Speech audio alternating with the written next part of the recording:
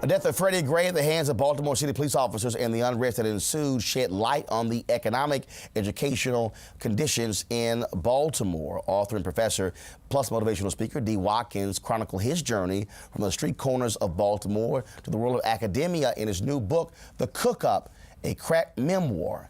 I recently sat down with him and talked about how he aims to be a solution to some of the problems in Baltimore. I think I'm part of the solution because I've been through this. I wasn't asked to be born into this world, but at the same time, I realized the error in my ways. I went on to graduate school. I graduated from Johns Hopkins University. I'm a college professor there, and I didn't leave the neighborhood. I'm back in the neighborhood as the person who's accessible and who are helping people not make some of the same bad decisions that I made. I've always said that when you talk about America, when you talk about what's happening in inner cities, it really boils down to two fundamental things that are always linked: education and economics.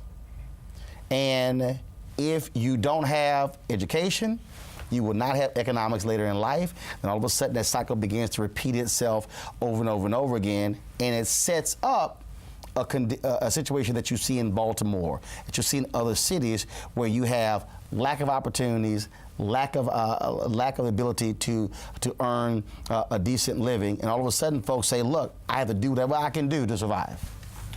Yeah, and time and time again, the same reality exists for so many different people. That's why, one thing I wanted to do with my story is, for one, talk about the war on drugs and talk about how it affects people. A lot of times we get caught up in stats and numbers and things like that.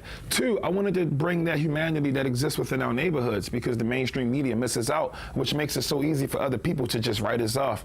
And then three, I wanted to talk about how reading and education changed me and how I'm just a regular guy from the street. I've been shot, I've been beat down, I've been through everything, but at the same time, I'm still here because of the redemptive power of education. So if it works for me, then it can work for all of these other people who just get washed away in the system or forgot about.